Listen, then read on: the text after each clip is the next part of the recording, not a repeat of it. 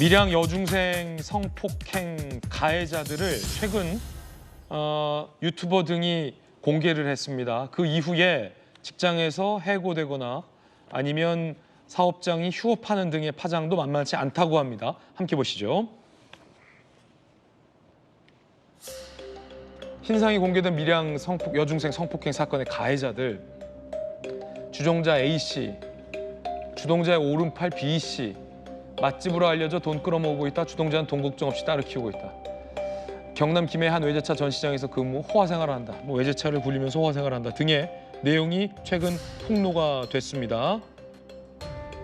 자, 그 장면 함께 보실까요?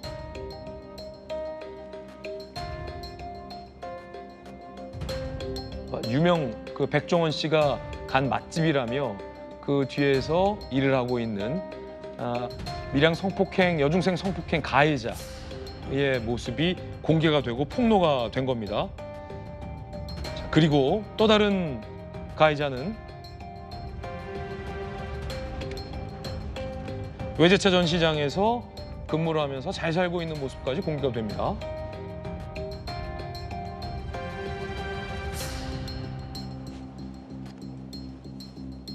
자, 밀양 성폭행 사건이 뭔지 다시 재조명되고 있는데요.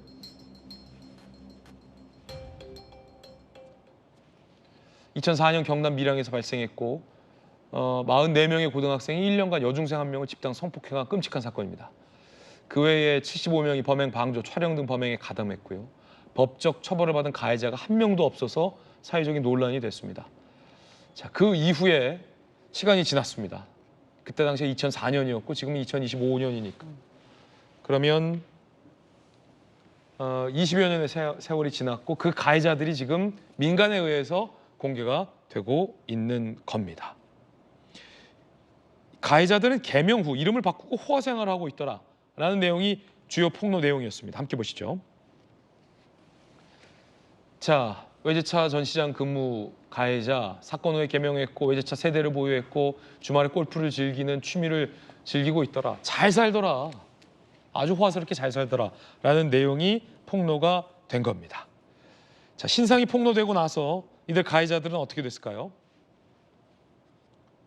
자, 맛집에서 근무했던 A씨는 해고, 해당 식당은 휴업, 근무한 볼보에서는 저 직원을 해고하는 조치까지 취했다라고 합니다.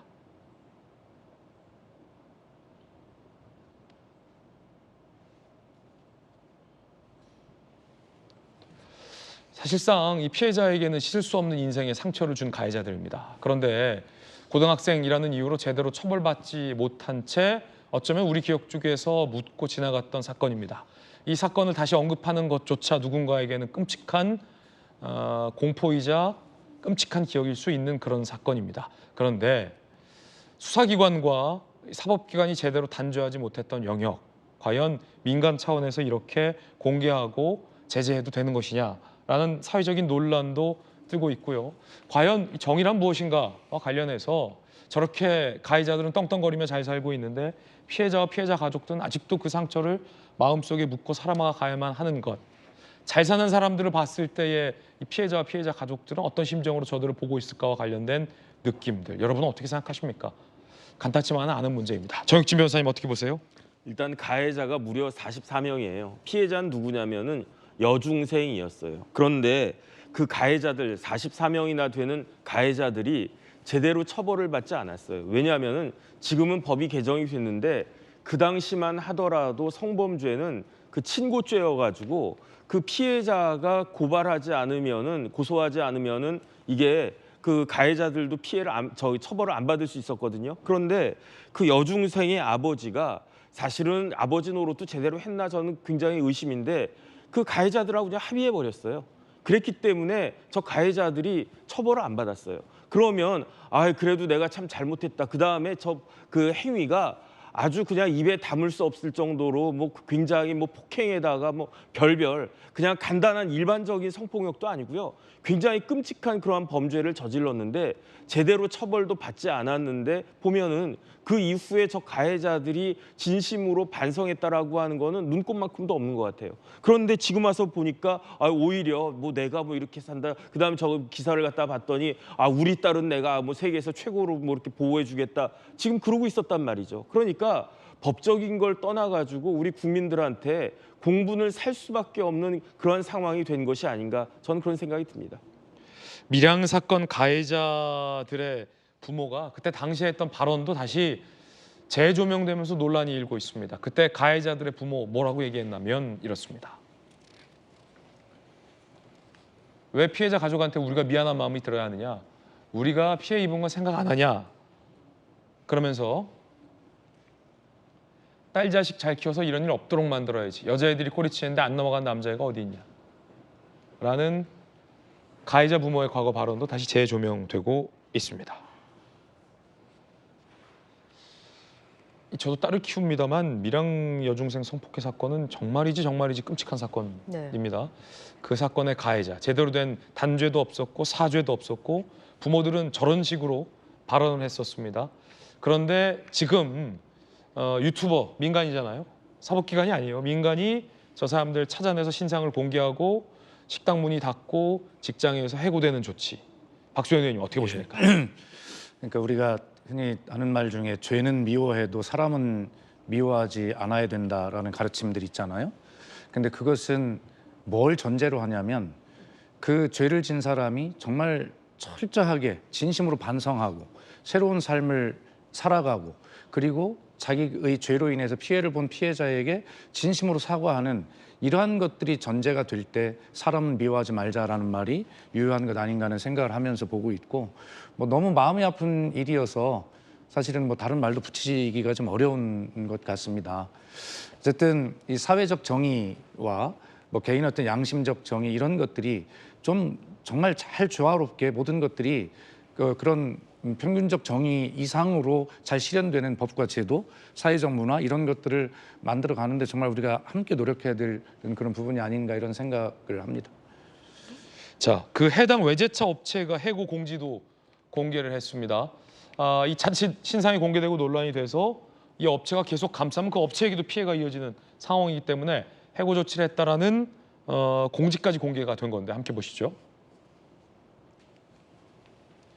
자, 현재 논란이 되고 있는 사안에 대해 인지하고 있다. 관련 딜러사에서 적절한 조치를 진행할 수 있도록 협력하고 있다. 외제차 업체에서는 이런 공지를 올렸습니다. 자, 또 다른 이제 외제차 업체에서 근무지죠. 이제 당사는 해당 사안을 매우 엄정하게 인지하여 해당자를 해고 조치했다라는 성명 입장까지 냈습니다. 자, 김용주 의원님, 저는 이런 생각도 드는데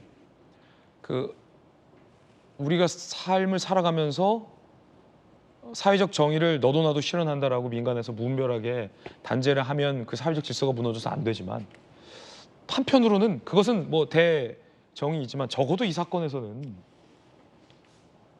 그 수사기관과 사법 정의가 단죄를 하지 못한 사건이잖아요. 그리고 저렇게 도덕이라는 것을 땅에 떨어뜨려 놓고 가해자 부모들이 그것을 비웃는 듯 가해자 부모를 조롱까지 협박까지 한 그런 사건이잖아요. 이 사건에 대해서는 좀 달리 판단돼야 할 것 아닌가. 이렇게 그때 그 가해자들의 신상이 공개된 것과 해고 조치가 이루어진 것에 대해서 김용주 의원님 어떻게 생각하십니까?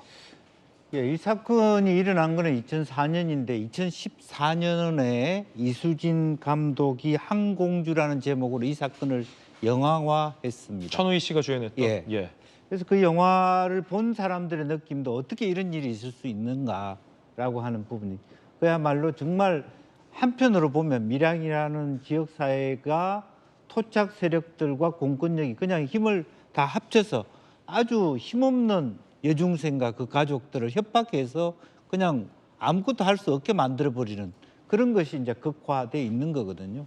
그런 부분에 대해서 아직도 우리 사회가 그런 영역은 없는가 되돌아봐야 될 지점입니다.